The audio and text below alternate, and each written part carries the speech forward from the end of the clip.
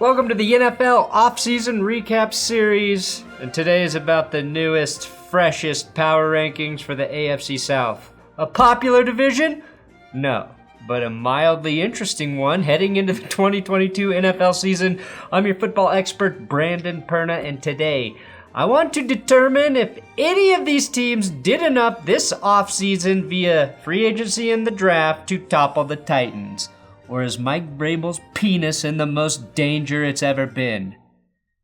Except for the one time he visited that voodoo brothel. But, as with the other division recaps prior, feel free to watch those, we begin with the winner of the draft. A meaningless feat, but a fun one to look at. Now the Jaguars received the 22nd best consensus grade, which is incredible, considering they had the first fucking pick in the draft.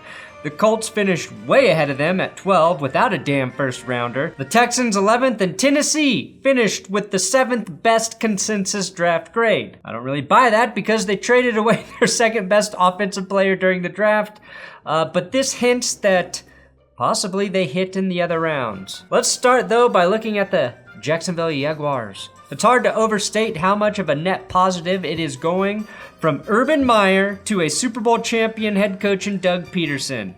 I will refrain from comparing Urban Meyer to a certain dictator, but it's like if the Italians executed Mussolini and then went and picked up a Dwight Eisenhower in political free agency.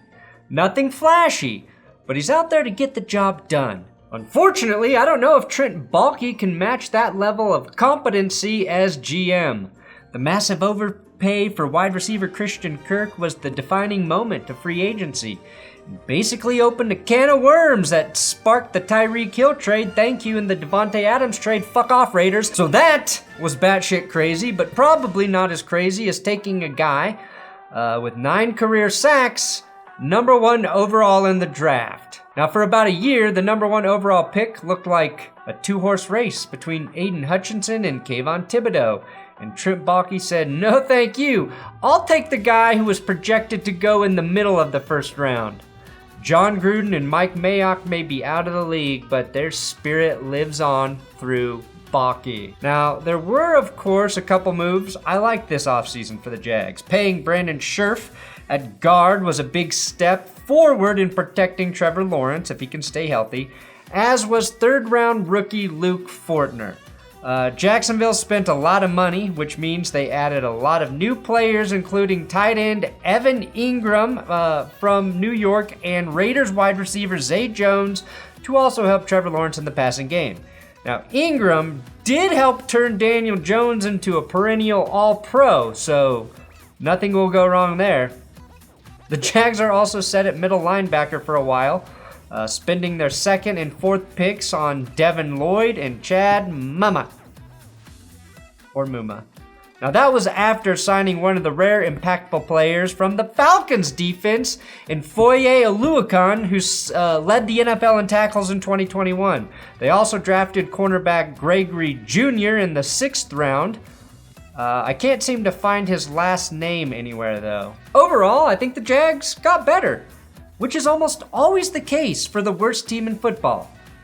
Except of course for the last year's version of the Jags. But I thought they mostly improved via addition by subtraction, getting rid of Urban Meyer. They have Carson Wentz and the Commanders on their schedule, so that's one guaranteed win. But the other 16 will continue to be tough sledding until proven otherwise. The Indianapolis Colts. If the Broncos had the biggest QB upgrade of the offseason, the Colts came in 2nd when they swapped out Carson Wentz for Matty Ice. Sure, they look like the same type of QB, but Carson Wentz is your run-of-the-mill hard seltzer, and Matt Ryan is White Claw Surge, baby. Ryan was playing in a mostly talent-free offense last season, and now he's got a chance in Indy where there's a sturdy offensive line and a semblance of playmaking ability around him, especially at the running back position with Jonathan Taylor. The last time Matt Ryan had a 1,000-yard back behind him, he made it to the Super Bowl. Now, the Colts didn't have a pick in the first round thanks to the Carson Wentz trade from 2021, but I like what they did with their mid-round darts. scooping up Desmond Ritter's top target, Alec Pierce, as well as hyper-athletic Virginia Tech tight end Jelani Woods, and Austrian beast Bernard Reimann, who may end up guarding Matt Ryan's blindside. In free agency, I thought the Yannick Ngakoue pickup fell under the radar, but could end up being an impact player in pass rushing situations, especially if DeForest Buckner keeps wreaking havoc on that defensive line.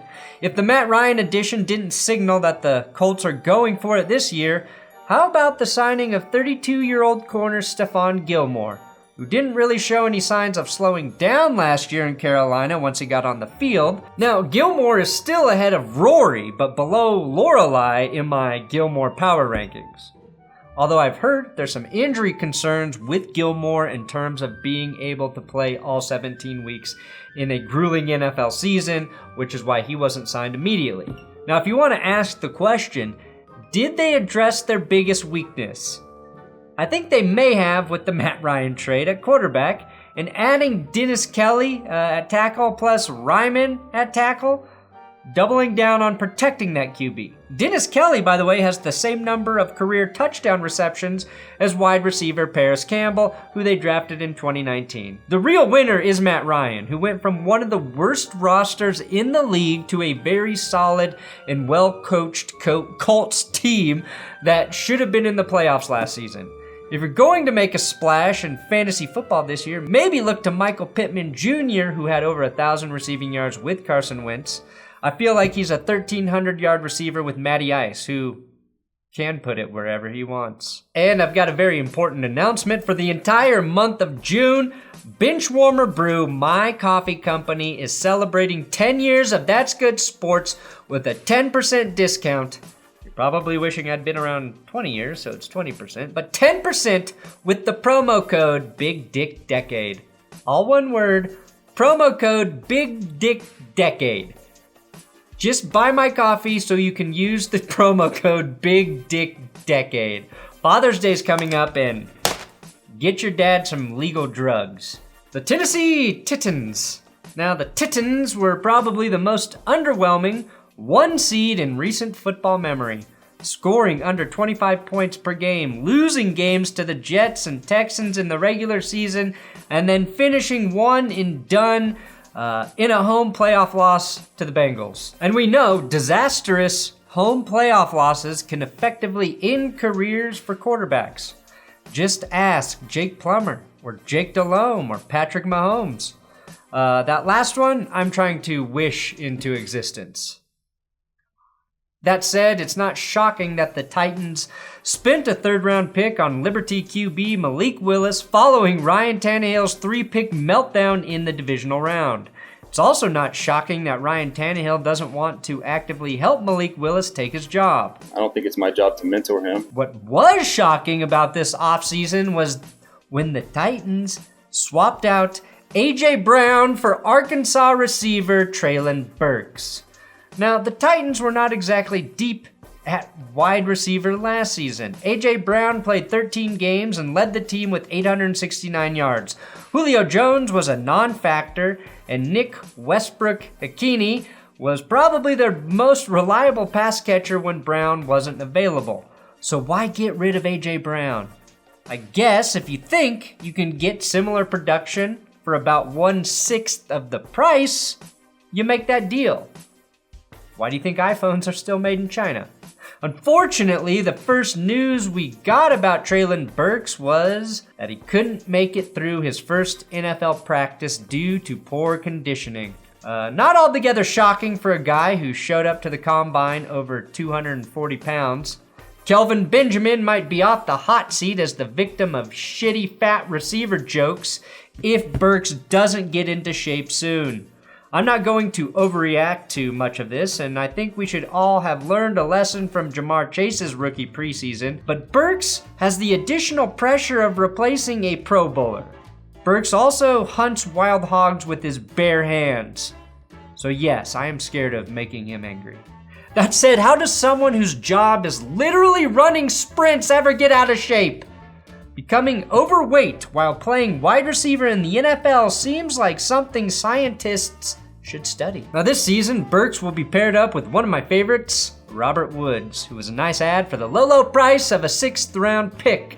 Tennessee also added tight end Austin Hooper and rookie Chig Okonkwo to their stable of pass catchers, which was a necessary move after things fell apart with Jonnu Smith and Anthony Firkser the last 2 off seasons. If you don't subscribe for that reference, I should just die. The Titans' best moves this offseason were keeping their own guys. They re-signed center Ben Jones, as well as edge rusher Harold Landry, who finished with 12 sacks on the season and was just a game wrecker. Their defensive line turned into one of the best in the NFL last year, behind Landry, Autry, Simmons, and you, me, and Bud Dupree. I like that they added Auburn corner Roger McCreary, who led the SEC with 14 pass breakups last season. If by some miracle Caleb Farley finds good help, Tennessee could have an up-and-coming corner duo to really solidify that crazy talented defensive front 7. Now my big question is, what can we expect out of running back Derrick Henry? Even for a specimen like King Henry, it's a lot to ask a 28-year-old running back coming off an injury to play like he has the last few seasons, averaging 5 yards per carry while also being on pace for over 400 carries last year. Spending a 4th round pick on Michigan running back Hassan Haskins made sense, and I think the Titans will start to divvy up the carries a little bit more in 2022. They have to if they want King Henry to truly be ready for the postseason. The Houston Texans. Now the Texans had one of the weirdest off seasons of all time in 2021.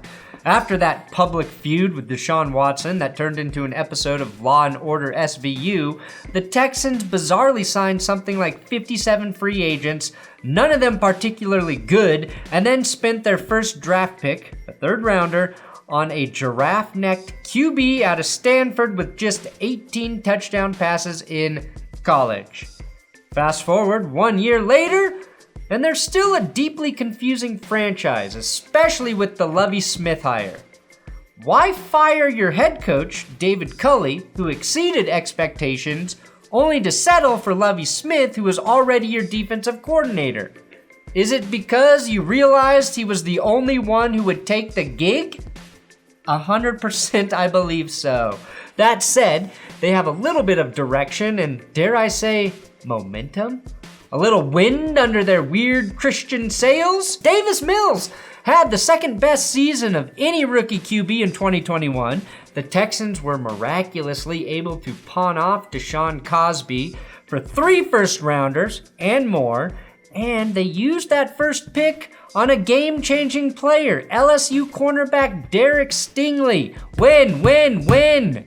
Now the Texans spent another first on Texas A&M guard Kenyon Green, then 2nd rounders on Baylor safety Jalen Petrie and Bama wideout John Mechie. 2 of those 3 players should help the Texans figure out what they have in Davis Mills, and if he isn't good, they might still suck enough and have the draft capital to land a top QB in 2023. Overall, pretty well played by the strangest team in the league. And if Davis Mills proves to be very good, then Houston suddenly has an insane amount of draft capital to build a contender on the cheap or trade picks to land top players via trades. I still don't think Houston quite understands free agency though.